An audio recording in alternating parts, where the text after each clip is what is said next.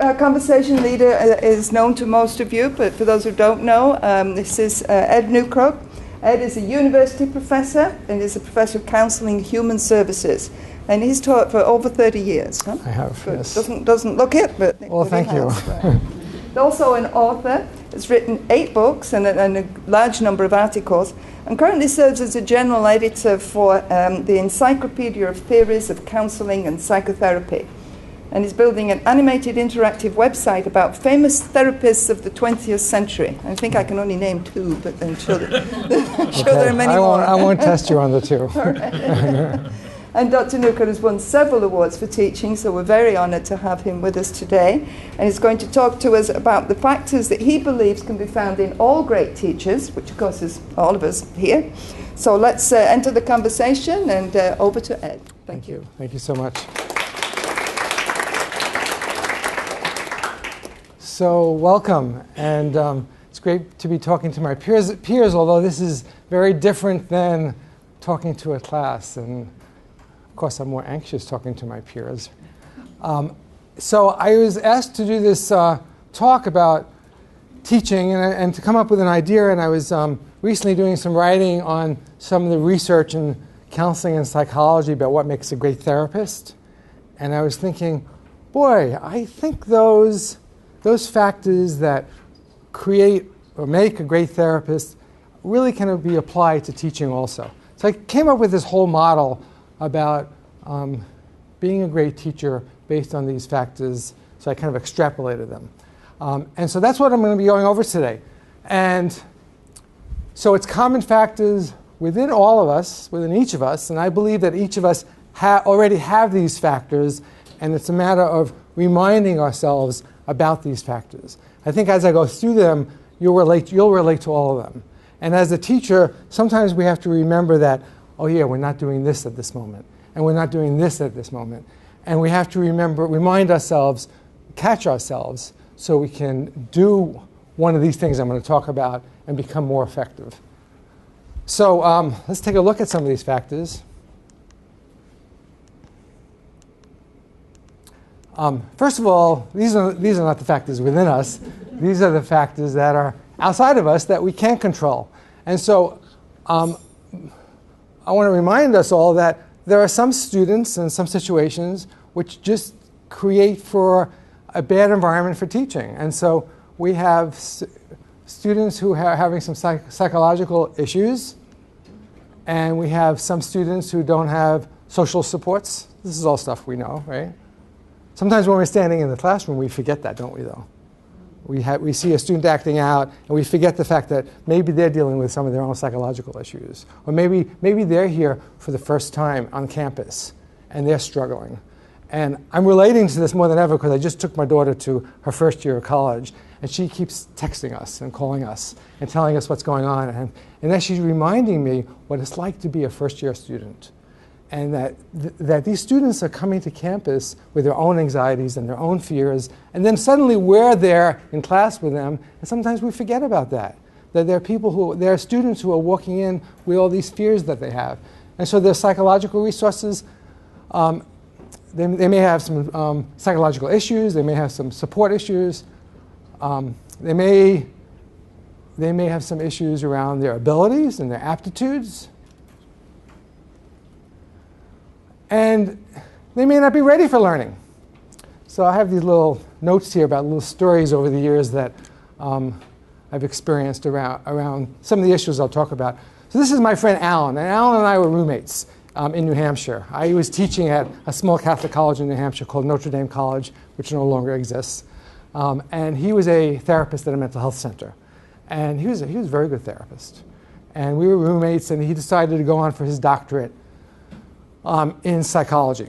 And so he quits his job and he starts driving to Keene, New Hampshire, which was about an hour and a half away, to do his doctorate.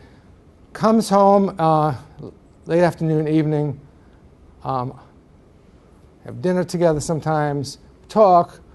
I wake up in the morning, half a bottle of whiskey is gone. Now, this is a guy who didn't drink. And half a bottle of whiskey. And this is going on and on. I said, Alan, what's going on? He said, I don't know what I'm doing. So I decided to give him a career test called the Strong Interest Inventory. And on the Strong Interest Inventory, it measures your readiness for academia, readiness to pursue knowledge. I teach this strong in my testing class. In 30 years of teaching, I've never seen anybody get a lower score than the score Alan had. Alan was not ready to go on for his doctorate. Did he have the intelligence? Absolutely. But he just was not ready. And so what did he do? He quit his doctoral program. He became a ski instructor. He later sold tractors at Sears. He later went into the financial industry. He now owns a multi-million-dollar house that overlooks the Atlantic Ocean off of Boston. And he sells life insurance. And he went from a Democrat to a Republican. I'm still good friends with Alan, but he had to find his place. And so some students are just not ready. And that's what they're struggling with. So those are factors that we can't do a whole lot about. They are largely out of our control. We can encourage students to go to the counseling center, go to the career management center, seek out organizations. We can be advocates for them. We can help them seek out organizations and find social supports, help them with their career issues, seek remedial help. And there are lots of places here at ODU where they can do that. And that's something we can certainly do in terms of referring our students.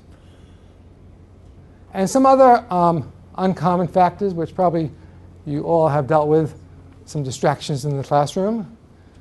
Any of you teach in room 208 in the education building, you know what I'm talking about. Blackboard goes down, too hot, too cold. I had a student once, I was doing a workshop, student once was sitting in the first row. She was right here, and I'm talking, and she starts to throw up. And she doesn't stop. It was like a Monty Python movie. And it just goes on and on and on. Okay, so these are the things we can't control. But mostly disruptive students, how many of you have had disruptive students in classes? Is that it? Okay. We've all had disruptive students, right? Okay. But mostly what I want to talk about is common factors. And I'm going to talk about 9 common factors that I think makes great teaching. And they come under 2 broad areas. The working alliance and one's teaching method. The working alliance has empathy, acceptance, genuineness, wellness, cultural competence, and something I call the it factor, which I think is the most interesting of them all. And then the other broad area is our teaching method, which has to do with our compatibility with and belief in the teaching method that we use, competence in what we're teaching, and cognitive complexity, which Garrett McAuliffe has some expertise on and has taught me a lot about it. So I like some visuals. This is a nice visual. It's always good to have some visuals with people you're teaching, right? And so those are the 9 factors. And I have them broken down into the teaching method and the more personal working alliance area. So let's take a look at each of these. And as I talk about them, again, I want to remind people that I think all of us have this within us, and all of us do this, but sometimes we forget. And so empathy, which in the counseling literature, empathy has been shown to be just about the most major factor to positive client outcomes. And so it makes sense that empathy would be an important factor in teaching students also. And so what is empathy? Real basically, and you probably all know this, it's ability to hear your student. Are you listening to your student? Reflecting back what you said, what the student said to the student. So you think that, let me see if I hear you correctly. The student can tell that you're being empathic if they nod their head or say, yeah, that's what I said. When we teach counseling, we have specific methods of teaching empathy. We have one method, which is sometimes used, called the Karkoff scale, which actually measures your empathic responses from 1 to 5. If you make what's called a level 3 response on the Kolkov scale, you've made a good response. And the research on the Kolkov scale shows that people who can consistently make level 3 responses help clients. And what is a level 3 response? The level 3 response is basically reflecting back the meaning and the affect of what the client has said. So in teaching, I would think similarly, a student says something, you want them to feel heard, and you reflect that back. Is this what you're saying? Do I hear you correctly? Am I here with you? And they feel acknowledged in some way, rather than giving them the sense that, oh, that's a stupid question. And so empathy, I think, is so important. And I ask all of you when you're teaching, next time a student asks a question, and maybe you think it's a stupid question or off the mark, think about the student's experience and think about how you can respond to that student. And think about whether or not you can reflect back to that student in a way that they feel heard. Because they're probably coming from a place where they do have a legitimate question for themselves within their own frame of reference of the world. So empathy is one of the most critical factors. And then I think acceptance of students is reminding ourselves that, that within the teaching relationship, we want to accept the student in his or her totality. We want to have some understanding if an assignment is late, perhaps. And I'm hearing people in my head saying, well, no, things have to be in on time. We have to make sure they're here on time. But maybe sometimes we can have some understanding. Maybe there are exceptions, which I'll talk about in a moment. Understanding that life issues can get in the way of class assignments. How many times have I heard faculty joke about how many grandmothers have died, right? Maybe grandmothers did die. Maybe they needed to make that up for some reason. In either case, can we be accepting of that student in the moment? Accepting differences in academic performance and willing to be caring of those who are less able. Especially at a school like Old Dominion, we have a variety of different types of students. Some who are very bright and some who are slower. And I think remembering that we want to be accepting of those who are going a little bit more slowly than the ones who are really bright. Accepting of all students regardless of their personality styles. And then I add, maybe there are some exceptions. Because you can't always be accepting. You can't always be empathic. There are times I've lost it in class. I think 3 times I got so angry in class that I said, I need a break. They knew I was angry. And I walked out, and I just took 10 minutes. I said, just give me some time. I need a break. So let's take a look at what to do with the exceptions. In the counseling literature, they talk about genuineness and realness. And these 2 researchers called Gelso and Carter, they talk about the fact that in the counseling relationship, at some point, that client is going to know who you are in some way because pieces of you get revealed as a therapist, even if you're trying to hide that. I believe that happens in the teaching relationship also. That pieces of who you are get revealed in that teaching relationship, and the student is knowing who you are in some way. So if a student is bugging you, I say, be empathic. If a student is bothering you, I say, be accepting. And if they do it again, I say, be empathic and be accepting again. They do it a 3rd time, try it a 3rd time, and see if they maybe will come over to your side. But you know what? If they do it a 4th time, tell them they're bugging you. That's what genuineness is, because they're going to realize that. And it's better to be real in the relationship than to kind of have this facade. And so I put on the next slide, which comes first? Empathy, acceptance, or genuineness? And this is something that Carl Rogers, the famous psychologist, struggled with. Because he talked about empathy, genuineness, and empathy, acceptance, and genuineness as being the three most important qualities in a therapeutic relationship. But then he said, when is it time to be genuine within the therapeutic relationship? When is it time to be genuine within the teaching relationship? Any thoughts on that? The time to become genuine is at the beginning. I usually open with a personal story, telling them about my multiple traumatic brain injury and what it was like to cry all night and say, I remember what it was. I remember that I used to be smart, and then share with them the tools that I used to overcome that. And by sharing with them what helped me, I gained their support and also let them know I had very much been in their place. Yeah, and that's how you begin to build a relationship with them. That's great. That's a great example. Thank you.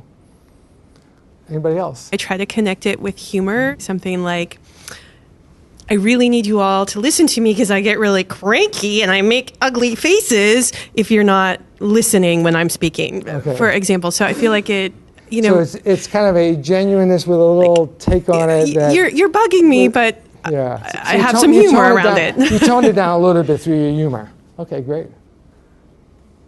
Anybody else? For me, I like showing empathy and acceptance initially, and then if I feel like I need to be genuine at some point, then I'll do that later. I had a student once who this was an undergrad class, because I teach both undergrad and grad classes, and I had an attendance sheet, and every week she would come in, sign the attendance sheet, stay for 10 minutes, and then leave. And after she did this like 4 times, I went up to her. I said, "You can't come in, sign the attendance sheet, and leave." Yes, I can, because it doesn't say I can't on the syllabus. And I looked at her, and I was genuinely pissed. And I said, "You've got to be kidding," because that was just bull. And there's a lot more to that story, which I won't get into. And she was eventually thrown out of the university, not because of me, because of some other things she did. Okay, so the next factor I'd like to talk about. We have empathy, genuineness, acceptance. Again, these are factors I think we all have all the time, right? It's just a matter of finding the balance for each of us. Wellness. I really think it's important to be well, to feel good about yourself when you're teaching. And so I wanted to make sure I got a good night's sleep last night. And I worked out this morning because I knew I'd be doing this talk. And I tried to eat well. And I think that helps in terms of your presentation. And I guess I want to invite other ways that people deal with their wellness when they're teaching. What do some of the rest of you do? Gary? Mia? Actually, Ed, I follow exactly what you do. Okay. So but I add one thing to it. I listen to music that I like while I'm working out. Okay. So it puts me in a really good mood. I get very excited about the lecture that I'm about to, talk about. Yeah. And then I eat well, and then it's a 45-minute drive, and I get to think about how I'm going to get here and how it's going to flow and what it might be like, and then from there, it goes on. Great. Okay, terrific. An hour before the class where I'm really just focusing on what I'm going to do. So being prepared, one, making sure that I have some things in place because all of my classes are very different. Right. But then for 30 minutes to an hour before, I'm usually at a computer, but solitary. I'm not taking phone calls. I'm not meeting with students. I'm not doing anything. I'm just preparing and getting myself mentally ready, getting the rest of the day off of my shoulders, and getting myself ready for courses. Great. Terrific. Garrett? A kind of a silly comment. I tell myself, I'm really good. I say, you're good. And it's a quote just from someone who was a peer who once said, remember that. You really are good. And I'm not saying I'm spectacular, but I tell myself that. I also say to myself, they don't know very much. So I don't feel intimidated by the class. I may not be so competent in the material and you imagine them that all I'm in expert. Underwear, right? Is that, no, I don't do that, okay. but I imagine them knowing nothing, even though it's not true. Okay.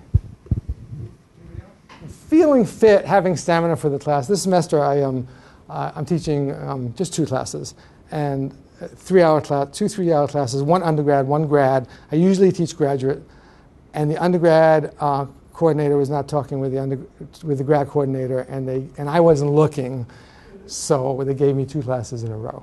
So it's 4 to 10 on Tuesdays, right? And so at first I said, "Oh my God, this is like too much." And then I took a step back and I said, "I can't change it." I realized it like 1 week before the semester started, and I said, "I can't change it, but you know what? What I can do is make Tuesday my day of feeling good about myself." And so Tuesday is kind of my relaxing day where I want to make sure I get a workout in, I eat well, make sure I'm prepared for class. And you know what? I can do 2 classes in a row. I've been teaching these classes for years. It's not a big deal. If I'm prepared, I can do it. And so far, it's been fine. Okay, so that's meditation, prayer might be another one.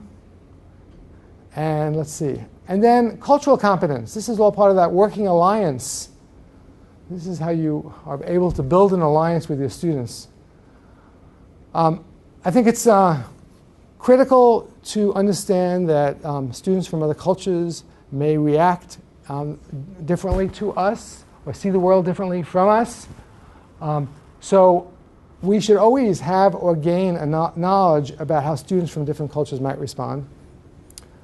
We should know that some students from different cultures might feel less likely to reach out to us. So we want to keep that in mind all the time. We should understand some of our own inherent biases towards students from other cultures.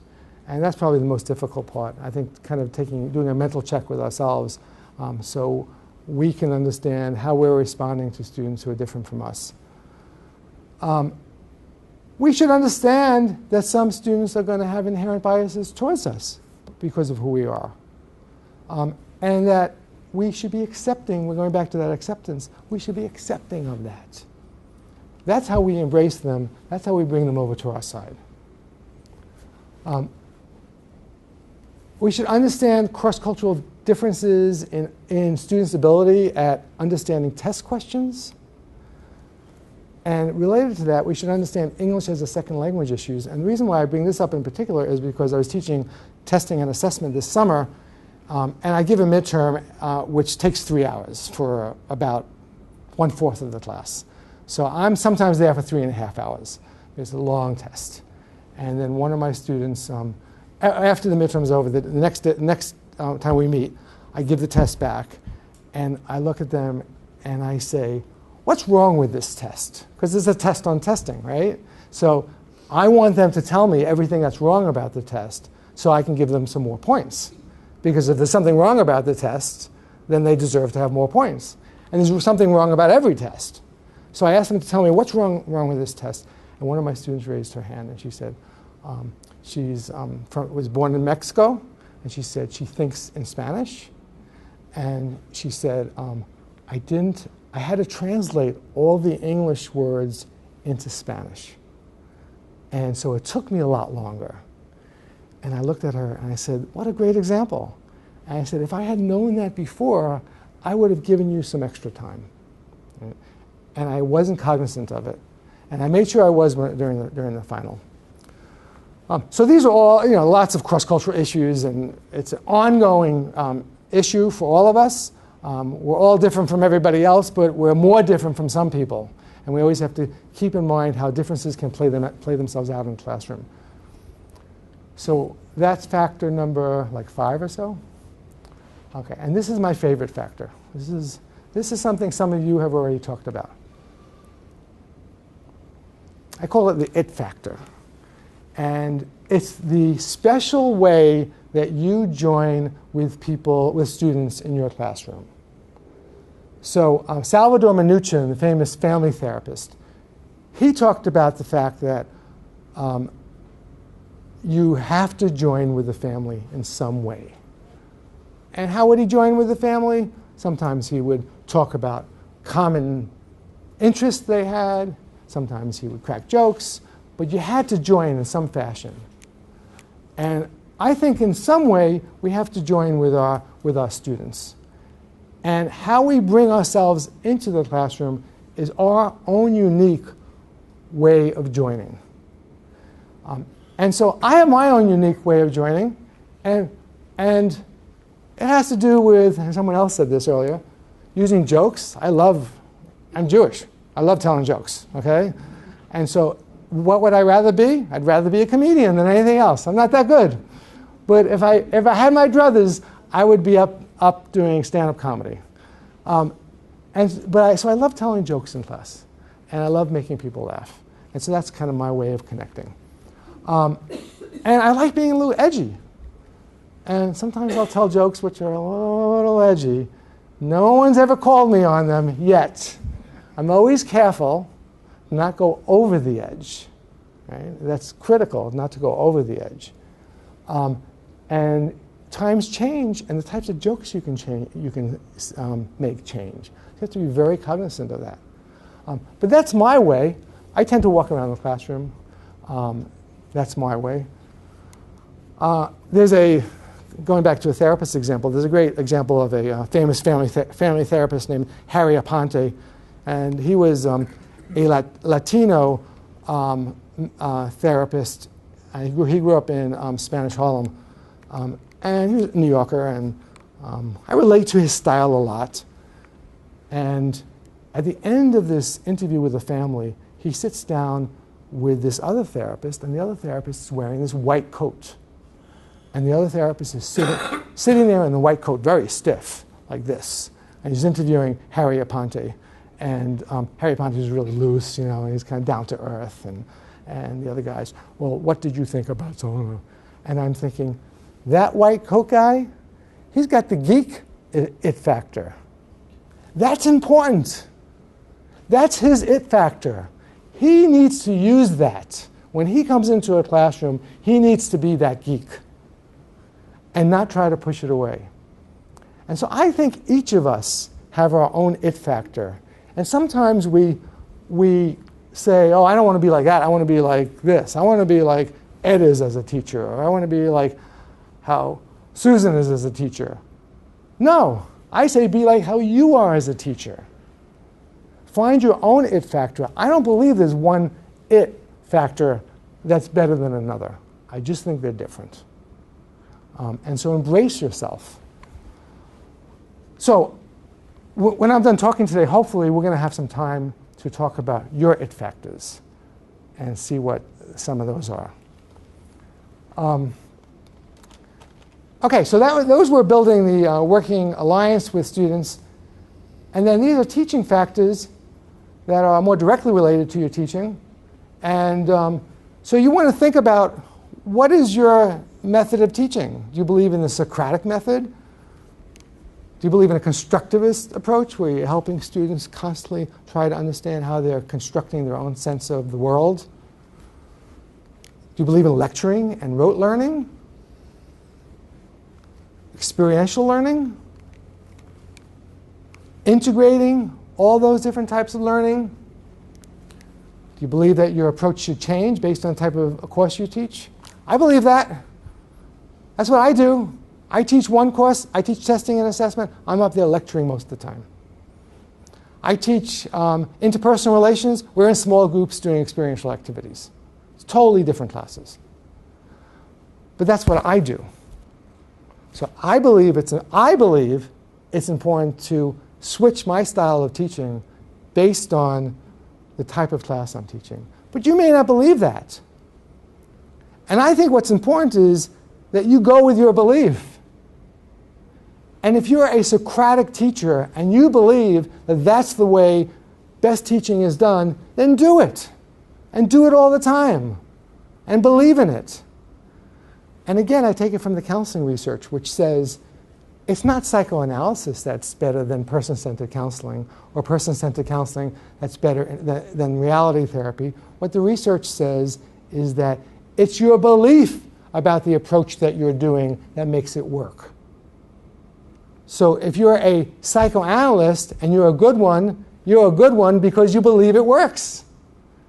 And if you're a behavior therapist and it's working for you because you believe it works for you. And so whatever your teaching method is, and I'm certainly not here to tell you how to teach, I'm telling you to believe in whatever your teaching method is and to have one. And then competence. Have you ever been thrown into a class that you didn't know that much about? I see some hands. What'd you do? Try to stay 1 week ahead of them, right? Okay, so we've all done that. We've all been there. Okay, so competence, we always feel more comfortable when we know what we're talking about, right? We're likely to be better teachers if we know the subject. You should, if at all possible, make sure you have a solid base in the subject matter. However, I always try to remind people we can't know everything about everything. And so it's okay to say, I need to check that out. I need to look that up.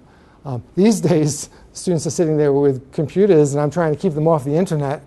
And so it's that time I usually say to them, please don't go on the internet. You can use this is my thing. I'm like feeling this out, I'm sure, with the rest of you. So my new thing is I say to them, you can have your computers on, but the only thing I want you to do is to use it for note-taking. And then I add, except if I need to look something up. Then I'm going to ask you to help me. And so that's what I'm trying now. So it's okay to look stuff up. We can't know everything about everything. And every time I meet any physicists here in the room? Physicists. Okay. So every time I meet a physicist, I ask the same question because I want to know the answer to this. How can the universe end and not end? It's all in your definition of time. See, you never get an answer. You never get an answer. So, do you have an answer for it, actually?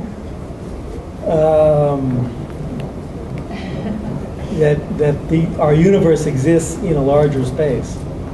So we experience one universe, but there's a larger space of possibilities beyond our universe.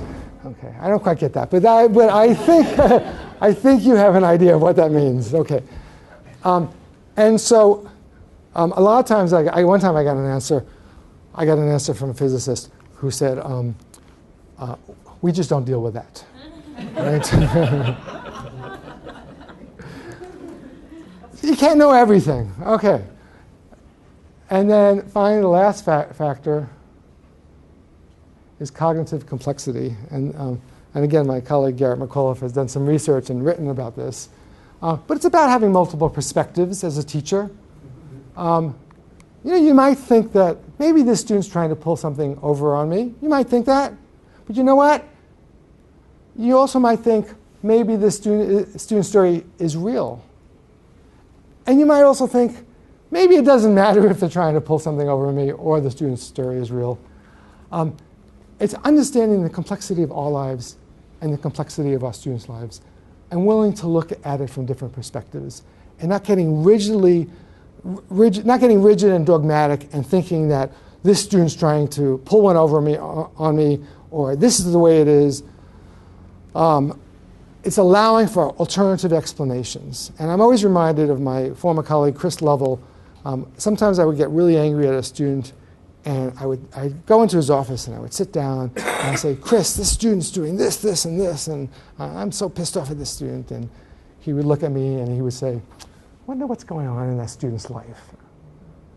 And every time he would say that, it would just make me take a step back and say, oh yeah, there's a whole other story here. There's a whole other narrative. I have my narrative. I don't even know this student's narrative. I need to hear from him or her. Mm-hmm. Curiosity versus criticism is like what you're describing. What's going on here versus this student is, and you fill in a name blank. So having curiosity versus criticism. Yes, curiosity about what's going on versus being critical. Right. Right, and curiosity, the narrative therapist and the solution-focused therapist in our field both talk about the importance of being a curious therapist. I want to try to understand you, and I'm curious about your life. And let me in on it, tell me the narrative of your life. Have you noticed how that word narrative is used all the time these days in the politics? They got it from the therapists, from narrative therapy. And then being, being flexible with our students, yet having boundaries, right? And being fair with our students, yet sometimes making exceptions. And I really, really try to be fair. If someone asks me for extra credit, I don't give one person extra credit unless I'm going to give everybody extra credit. Because I just don't think that's fair. I had a student this summer who was an older person who had had a series of medical problems and came in with his medical dog to class and was very knowledgeable and really struggled in class because cognitively he had lost some things from some strokes. And I decided that at some point that he knew enough to get a B in the course, even though he never took the midterm. I made an exception. And I had him do some other assignments that kind of fit more of his way of understanding the world. You know, I don't usually do that, but I felt like he had gotten enough out of that class, and he actually had given a lot to that class, that I was willing to make an exception there. But those are few and far between for me. But understanding that the lives of students are complex. Our lives are complex. And knowing that kind of interaction between our lives and our students' lives and how to live with that and work with that. OK, so here's the great teacher, right? And it's super teacher. And I always like a little silly visual at the end. So there we have empathy to remind you that that's so important.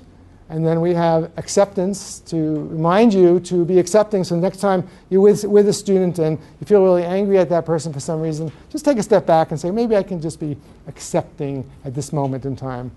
And then you have genuineness. But if that student's really bugging you over a long period of time, maybe you should tell them that. Maybe you should sit down with them and have a heart-to-heart. And to be well and to feel good when you're teaching and to make sure you're up for the class. To make sure that you are aware of cultural differences and that you're working on that and constantly vigilant about that. That you embrace your own it factor and that you become your it. That you have a theory of teaching and you follow it, whatever the theory is, doesn't matter what theory it is, but that you have your theory. That you're competent most of the time at what you're doing, and that you're complex cognitively. And if you are a super teacher. So I'm going to ask all you to, I actually brought some index cards, to write down your it factor. And so maybe we can pass these around. And I have some extra pens if anybody, oh thanks, yeah. If anybody needs, and just think about what your it factor is, and then if you want to share your it factor, you can do that. Be congruent. I mean, you're really picking out some beautiful. Be congruent with yourself. Yeah, you're picking out some neat concepts that tie into counseling. So I think of it as congruence with yourself. Okay. Yeah. And so when you're done, if you can just kind of pass them in, I'm going to read some of them. And if you want to talk further about your it factor, you can, but I'll just kind of read some of them out loud. So some of you remember Johnny Carson? Carnac, yeah. It factor number 1. I will be deceptive and mean to all my students. My eyes. I live people and I like people and they like me. I care and I am very excited and passionate about what I teach. All right. That's great it factor. Okay. I'm just going to read them. If anybody wants to expand on them, you can. Humor, connecting students with each other or with content and practice. Honestly, I play off the fact I'm not much older than them, which I know won't last. Whoever wrote that, it won't last. But I used to do that. I used to do that. Overall, I make clear that I'm still curious and want them to join me in being curious. So I can't read the rest. But that's great. Geek it factor. Get really excited about things I'm teaching, student questions and comments. I geek out. The person geeks out. I have. Can you read that last line? Absent-minded professor mode. Absent-minded professor mode. That's a good one. Yeah. I want everyone to succeed and let them know I am on their side to help them do more than they ever thought they could. All right. So that's that person's it factor. Competence and humor. Okay. Walking around during class and addressing students individually and finding something I can be really excited about in the material. That's neat. Students can text message me on my cell phone. That's cool. Yeah. Relate to the arts and other aspects of students' lives, passion for subject, dislike interruption and disruption. I want them to learn, be excited about what they can do. That's so important. Dislike interruption and disruption. And if you dislike interruption and disruption, that's great. That's your it factor. Go with it. Connection beyond immediate lecture material, resources beyond the textbook. Self-deprecation through humor. That's interesting. And fake confidence. I like that. Relate theory to practice. Ridiculously passionate about the material I teach, not, but still willing to be critical of it. Great. These are great examples. Really active, music-loving, contemporary poetry expert. I am corny, and that's great. And if you're corny and know that you're corny, be corny. I tell them that I am a grammar dweeb and that they can be too. Spontaneity, genuineness, enthusiasm, passion for the subject and student learning and growth. Empathy, listening, making it fun. One of my colleagues, I think she still does. She would do things like do a Jeopardy game in her class, and I always thought that was pretty neat.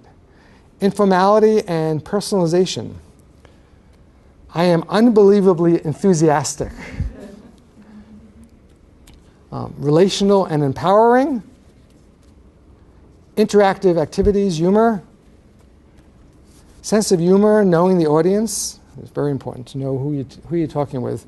The provost and I were talking earlier about knowing your audience and seeing sometimes when you've lost part of your audience, and what do you do? I mean, just knowing that you've lost part of your audience is so important, right? And I don't like that. I don't like if I see one person falling off in a class of 50, I go crazy. I need to get that person back here. Pop culture references. Whatever I teach, I talk about it with great enthusiasm and animation. Experiential learning with a mix of being funny and having students think critically for self-reflection. And finally, humor, connection to students, finding the commonalities, real-world experiences, and connects to students. So thank you so much for allowing me to be here today. Any final thoughts or questions about? Mm-hmm. Gianluca De Leo, I should say a young professor, however, I'm not so young anymore. But I was wondering if you have any suggestion on how to assess our performance as a professor. I think that, often we only have this student evaluation that I don't think that they capture really, comments and feedback from them. So I was wondering if you have any suggestion on how we can evaluate ourselves to see where we are and what we could do better. Sure. I do think student evaluations are good, the university ones, and I think sometimes we poo-poo them, and I think that is one way of looking at how we're doing. But I think there should be multiple ways, like anything else. And so other ways are observation. Have somebody who you respect come in and give you feedback. That's always difficult. Tim Grothaus here came in on one of my classes last year, and it was a class where it was like heavy lecture, and I just was so embarrassed. He didn't come in to observe me that day. He came in for a different purpose, but then I was so embarrassed that he was just seeing me lecture, and then I got nervous, and I was like, ah. So that's not really me, Tim. All right? But observation is great, and if you can have someone you trust, particularly someone who you trust, who can give you good feedback and you can hear from, I think that's terrific. And also have students give informal feedback anonymously. I think that's really good throughout the semester. And then you can always look at rate my professor if you dare, right? I don't look at it. Heard years ago about studies for folks who, preachers, teachers, whatever, you tend to have some habits. You look to the left more than you look to the right. Yes.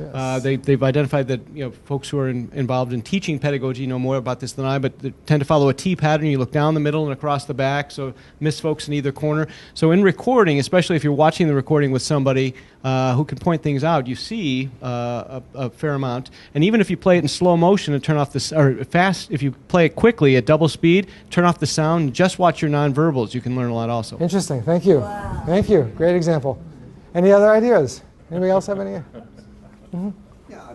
When you were mentioning about the student evaluations, a lot of people foo-foo those, but there's actually about a 0.4 correlation with any measure of student learning. But one of the things I've always thought was interesting is, like, if you look at one of the dimensions, like students clearly understanding what their expectation is, there's not one way to do that. There's 100 ways to do that. But I find that if I know some other teachers who are good at that, sitting down and having a dialogue like, how do you do it? There's not one way to do it, right. But being able to find people that are good at it, find people whose students are understanding stuff, and then see to what degree you do those same, or can do those same kinds of things. Okay. Yeah. Great, thank you. Okay. Thank you. Other questions, thoughts?